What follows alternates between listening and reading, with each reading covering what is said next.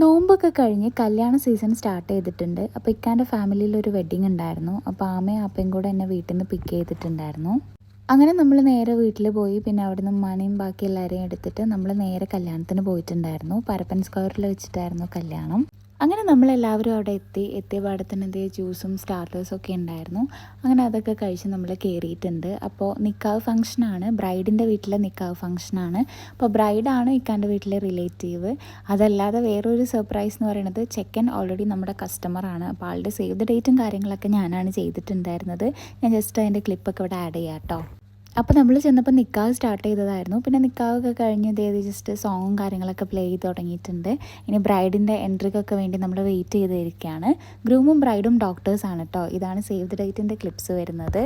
അത് കഴിഞ്ഞ് നമ്മൾ റിലേറ്റീവ്സ് ആക്കിയിട്ടൊക്കെ സംസാരിച്ചിരിക്കുന്നതിനിടയിൽ ബ്രൈഡിൻ്റെ എൻട്രി വരുന്നുണ്ട്. അങ്ങനെ ഫുള്ള് ലൈറ്റൊക്കെ ഓഫ് ചെയ്ത് നല്ല അടിപൊളിയായിട്ടായിരുന്നു ബ്രൈഡിൻ്റെ എൻട്രി വന്നിട്ടുണ്ടായിരുന്നത്. അപ്പോൾ നമ്മൾ അത് ഫുള്ള് കണ്ടതിന് ശേഷം കേട്ടോ ഫുഡൊക്കെ കഴിക്കാൻ വേണ്ടി പോയിട്ടുണ്ട്. സ്ലോ ആയിട്ടുള്ള മ്യൂസിക്കും കാര്യങ്ങളൊക്കെ പ്ലേ ചെയ്തിട്ടും അതേപോലെ തന്നെ പാടാനും ആളുകളൊക്കെ ഉണ്ടായിരുന്നു. അങ്ങനത്തെ മ്യൂസിക്കാണ് ശരിക്കും പറഞ്ഞാൽ കല്യാണത്തിൻ്റെ രസം. മറ്റേത് നമുക്ക് സംസാരിക്കുന്നതും കേൾക്കൂല, ഭയങ്കര ഡിസ്റ്റർബായിരിക്കും.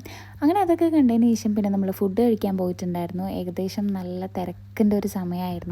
അങ്ങനെ നമ്മളിങ്ങനെ ഇസ്ലാമിക് ബൊഫേ ആയിരുന്നു, അവിടെ എവിടെയൊക്കെ സീറ്റ് കിട്ടി അങ്ങനെ ഇരുന്നാണ് നമ്മൾ ഫുഡൊക്കെ കഴിച്ചിട്ടുണ്ടായിരുന്നത്.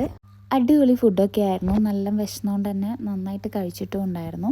അങ്ങനെ ഫുഡ് കഴിക്കലൊക്കെ കഴിഞ്ഞ് പിന്നെ അതിനേക്കാൾ തിരക്കായിരുന്നു നമ്മുടെ സ്വീറ്റ്സിൻ്റെ സെക്ഷനിൽ.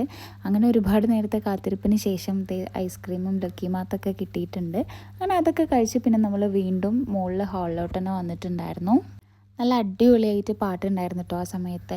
എനിക്കിവിടെ പ്ലേ ചെയ്യാൻ പറ്റാത്തതുകൊണ്ടാണ്. നല്ല അടിപൊളി, അതായത് സ്ലോ ആയിട്ടുള്ള മ്യൂസിക്കും കാര്യങ്ങളൊക്കെ ആയിരുന്നു. അതുകൊണ്ട് തന്നെ നമുക്കിങ്ങനെ കേട്ടിരിക്കാനും രസമുണ്ടായിരുന്നു. ഓവർ സൗണ്ടും ഇതൊന്നും ഇല്ലാത്തതുകൊണ്ട്. അങ്ങനെ പിന്നെ ഫോട്ടോസ് എടുക്കലും കാര്യങ്ങളും പരിപാടികളൊക്കെ ആയിരുന്നു. അങ്ങനത്തെ കസിൻസൊക്കെ വന്നിട്ടുണ്ട്. അപ്പോൾ നമ്മളെല്ലാവരും കൂടി ചുമ്മാ ഫോട്ടോ വീഡിയോ ഒക്കെ എടുത്തിട്ടുണ്ടായിരുന്നു. അത് കണ്ട് പിന്നെ കുറച്ച് നേരം കൂടി നമ്മൾ പാട്ടൊക്കെ കേട്ട് ഇരുന്നതിന് ശേഷം പിന്നെ നമ്മൾ നേരെ വീട്ടിലേക്ക് പോന്നിട്ടുണ്ടായിരുന്നു.